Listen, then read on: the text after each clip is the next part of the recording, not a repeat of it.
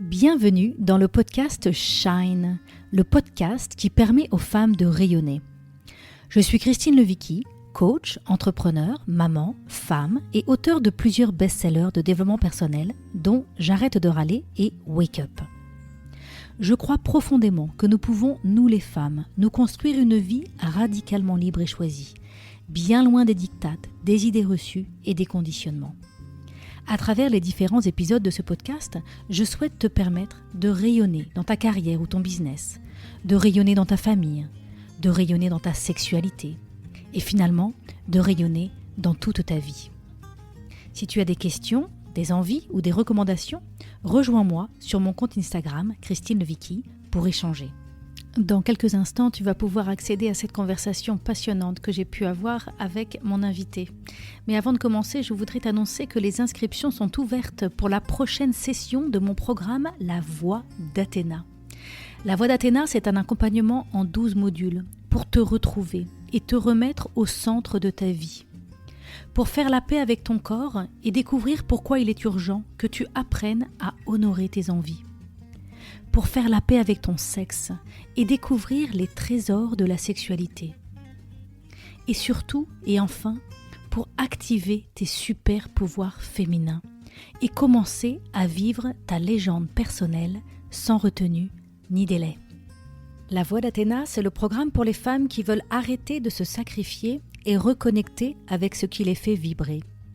Je propose ce programme une fois par an. Alors si ça t'intéresse, je t'invite à aller visiter mon site christinelevicki.com et à réserver ta place. On commence très bientôt. Bonjour. Alors me voici aujourd'hui pour un épisode solo spécial fête de fin d'année. Et oui, la fin de l'année approche. Et je ne sais pas si c'est pareil chez vous, mais moi personnellement, je suis vraiment en mode à fond. C'est le moment de clôturer les projets pro, d'aider les enfants avec les tests de fin de trimestre, de jongler les agendas pour caler les dates des festivités, de trouver des idées de cadeaux pour les personnes qu'on aime, sans pour autant consommer bêtement. C'est le moment de décorer la maison, de cuisiner. C'est aussi le moment où peut-être on s'apprête à essayer de passer des temps de qualité avec certaines personnes de notre famille avec qui nous avons peut-être des relations compliquées. En fin d'année, c'est aussi le moment où on réalise à quel point l'année est passée vite et tout ce qu'on n'a pas réussi à faire parce qu'on s'est retrouvé pris dans la spirale du quotidien. Alors on essaye peut-être de tenter de formuler des résolutions pour la nouvelle année, mais dans le fond, on sait très bien qu'on va probablement les abandonner rapidement. La saison des fêtes peut vite se transformer en saison de stress, où au lieu d'être comblé, on se retrouve vidé. Figurez-vous que juste avant Noël, il y a le solstice d'hiver, le 21 décembre. Il y a d'ailleurs de nombreuses religions qui ont placé des fêtes à ce moment de l'année, parce que c'est un moment de l'année assez particulier. Et donc aujourd'hui, j'avais envie de partager avec vous un rituel que vous pouvez faire en famille, que vous pouvez faire pour le solstice d'hiver, le 21 décembre, mais que vous pouvez aussi bien évidemment choisir de faire pour le réveillon de Noël, le 24 décembre, pour Hanouka, si vous suivez les festivités de la religion juive, ou pour le réveillon du Nouvel An, le 31 décembre. C'est un rituel qui est très très simple à faire et que vous pouvez faire avec des amis, avec des proches, avec des membres de votre famille. Vous n'avez pas besoin de grand-chose, vous avez juste besoin de récupérer quelques objets dans votre maison et de suivre les instructions que je vais vous partager dans ce podcast. Alors bien évidemment, je vous donne des indications dans cet épisode, mais vous pouvez bien évidemment adapter et créer votre rituel à votre image avec ce qui va vous parler. La première chose que je vous propose, c'est de créer l'espace pour ce rituel. Alors créer l'espace, ça veut dire de créer un lieu et de choisir dans quel lieu vous allez vouloir réunir vos proches et vos amis, les personnes avec qui vous avez envie de vivre ce rituel. Et vous allez faire en sorte que ce lieu, que cet espace invite au partage, invite à l'intimité, invite à l'amour, invite à la joie d'être ensemble. Ce que je peux vous proposer de faire, par exemple, c'est de récupérer toutes les bougies que vous avez chez vous. Vous allez récupérer toutes les bougies, celles qui sont toutes neuves, mais aussi celles qui sont toutes vieilles, et vous allez les mettre dans des petits containers, dans des pots de confiture, dans des bougeoirs, et vous allez les mettre partout sur une table. Ça peut être la table basse du salon, ou ça peut être la table de la salle à manger, un espace bien cosy où chacun va pouvoir s'asseoir autour, d'accord ? Vous pouvez aussi, avant de déposer les bougies sur cette table, vous pouvez la décorer avec une nappe. Vous pouvez aussi y ajouter quelques objets, ou des pommes de pin, ou des fleurs, ou des décorations de Noël. C'est autour de cet espace que vous allez vous retrouver. Donc l'objectif, c'est de rendre cet espace beau et accueillant. Pour ce rituel, je vous invite à avoir avec vous des branches de sapin. Si vous n'avez pas de sapin, vous pouvez prendre des branches d'arbre. L'idée, ça va être de récupérer les épines ou de récupérer les feuilles de la branche. Donc vous allez récolter plusieurs branches que vous allez avoir et que vous allez placer sur la table avec vous. Je vous invite aussi à mettre une musique de fond, une musique classique ou une musique douce, une musique qu'on aime bien entendre mais sur laquelle on n'a pas forcément envie de se mettre à danser, une musique assez simple, assez paisible, d'accord ? Vous pouvez aussi, à l'avance, préparer une boisson de fête. Alors, ça peut être du champagne, mais ça peut aussi être autre chose, comme une boisson chaude. Ça peut être un thé, ça peut être un vin chaud ou un cidre chaud. En effet, vous pouvez cuire du jus de pomme pendant à peu près une demi-heure avec des pelures d'orange, avec de la cannelle, avec des étoiles d'anis. En tout cas, l'intention ici, c'est d'avoir une boisson à partager. Vous pouvez aussi avoir quelques petites choses à grignoter, comme des fruits ou des fruits secs, donc des clémentines, des noisettes, des amandes. Vous êtes vraiment dans cette énergie de créer l'espace avec cette table, d'accord ? Ensuite, vous allez inviter vos amis, vos proches, les personnes avec qui vous avez envie de vivre ce rituel, vous allez les inviter autour de cette table. Et autour de cette table, chaque personne va être invitée à partager en 2 temps. Le premier temps, ça va être de partager une gratitude sur l'année écoulée. Quelque chose que vous avez vécu, ou alors peut-être ça peut être une fierté. L'idée ici, bien évidemment, c'est d'oser se vanter sans retenue, d'apprendre à ne pas dénigrer ce qu'on a accompli et surtout de se souvenir. Et oui, l'année est passée très très vite et on a sûrement dans notre état d'esprit toutes les choses qu'on n'a pas réussi à faire et toutes les choses qui restent à faire et toutes les choses qu'on aimerait faire dans l'année à venir. Mais là, dans ce premier temps de partage, on va prendre le temps de mettre toute notre attention et d'ouvrir notre cœur à la gratitude. Cet exercice de la gratitude est vraiment puissant. Moi, il y a quelques jours, je me sentais un peu vidée, j'avais l'impression de tourner en rond et j'avais l'impression que j'avais pas fait grand-chose cette année. Et j'ai pris le temps de noter dans mon carnet toutes les choses que j'avais accomplies. Et j'ai halluciné du résultat. Figurez-vous que j'ai pu commencer l'année avec mon anniversaire et avec tous mes meilleurs amis réunis autour de moi à la montagne. Cette année, j'ai aussi l'immense gratitude d'avoir créé mon coffret de cartes Wake Up. J'ai aussi pu vivre pour la première fois depuis la pandémie une retraite avec certaines d'entre vous à Montpellier dans le cadre de la retraite Rise Up. C'est aussi une année où j'ai pu accompagner 6 autrices à accoucher de leur livre dans le cadre de mon mastermind. C'est parti, j'écris mon livre. J'ai aussi écrit la préface du livre de Astrid Le Fur qui a écrit son livre sur le burn-out et que j'ai accompagné dans son processus d'écriture. J'ai pu aider ma fille à décrocher un stage à l'Observatoire de la Côte d'Azur et ça avait beaucoup de sens pour elle. J'ai accompagné ma fille Alice à préparer un semestre à l'étranger. Elle vient de passer 6 semaines au Guatemala et là actuellement elle est en Inde. J'ai aussi l'immense satisfaction d'avoir pu respecter mon engagement de faire 100 pratiques de yoga cette année et 22 randonnées. Je suis partie en amoureux à Santa Fe avec mon mari. J'ai vécu des rituels de sororité avec mes bonnes amies aux États-Unis.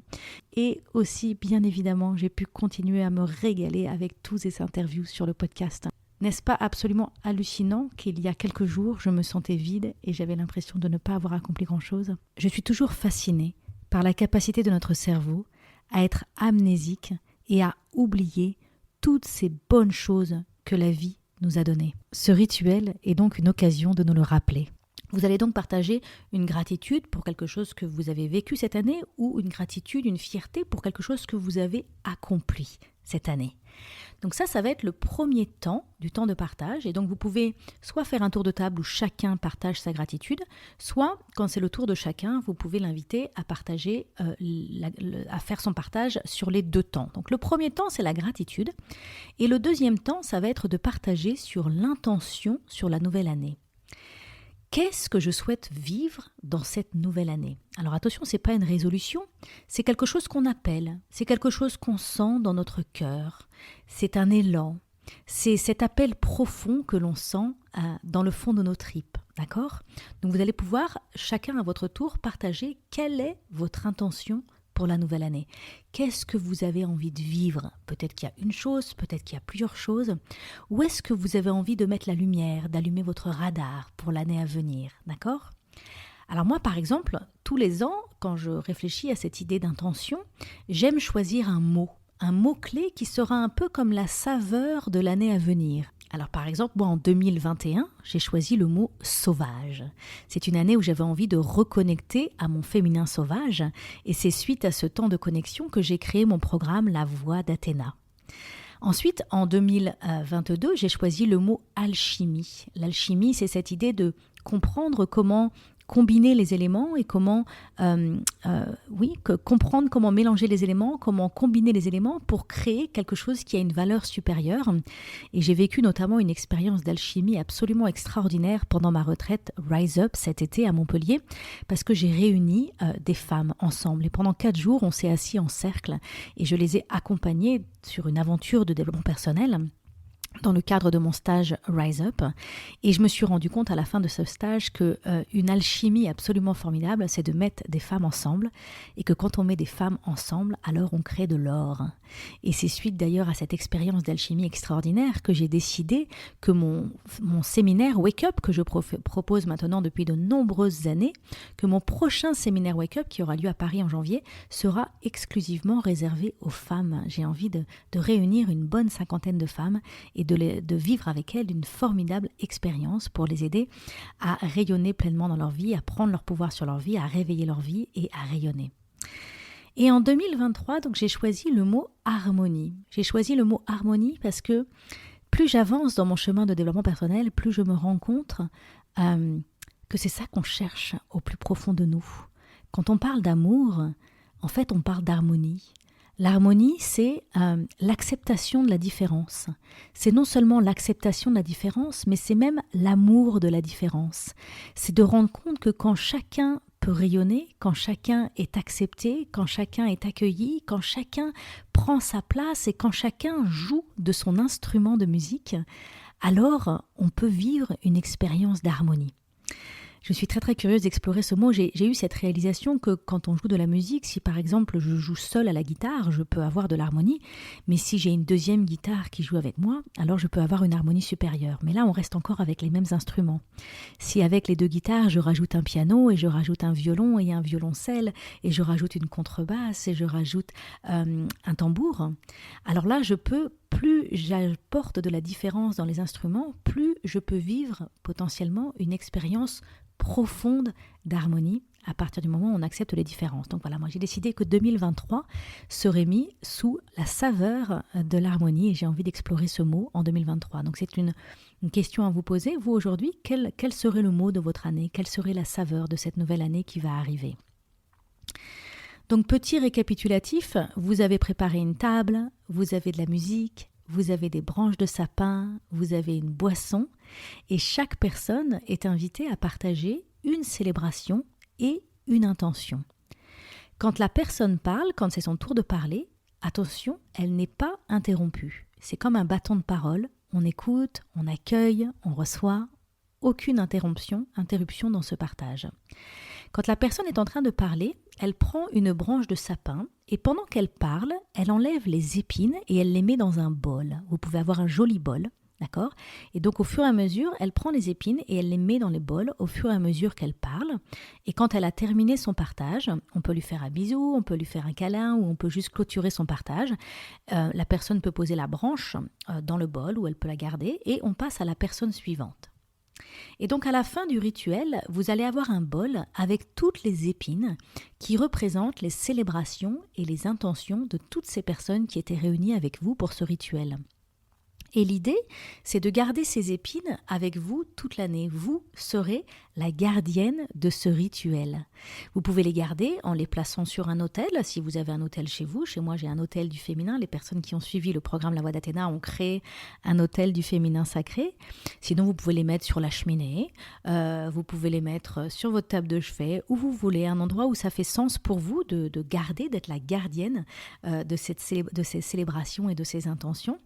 Et l'année suivante, vous pouvez les brûler en faisant un petit cérémonial pour les brûler et vous pourrez les remplacer par les nouvelles. Voilà. Donc j'avais à cœur de vous partager ce rituel parce que c'est vraiment un rituel que vous pouvez vivre quelle que soit votre religion. Et ce que j'aime beaucoup avec cette intention du rituel, c'est que dans le fond, quand on se prépare à ces fêtes de fin d'année, c'est vraiment ça qu'on aspire à vivre. Ce qu'on aspire à vivre, c'est un temps de connexion en authenticité. On a envie de pouvoir connecter avec le cœur des uns et des autres. On a envie de se sentir en lien. Et quelque part, quand on achète des cadeaux, c'est pour montrer à l'autre qu'on l'aime. Mais là, à travers ce rituel, on peut vraiment vivre une expérience d'amour qui ne coûte rien. Voilà, j'espère que cette proposition vous plaira. Et surtout, j'espère surtout que vous m'enverrez des messages pour me raconter comment ça s'est passé. À très bientôt. Si tu aimes ce podcast et que tu veux m'encourager à continuer, je t'invite à mettre 5 étoiles à partir de ton téléphone sur Apple Podcast ou sur ta plateforme préférée. Tu peux aussi partager l'épisode que tu viens d'écouter avec ton entourage si tu penses que cela pourrait les intéresser. Et si tu as envie d'aller plus loin, je t'invite à t'inscrire à la newsletter Shine sur mon site christinelevicki.com/inscription. Tu pourras recevoir mes meilleurs conseils pour prendre le pouvoir sur ta vie et rayonner. En attendant, je te dis à bientôt pour un nouvel épisode.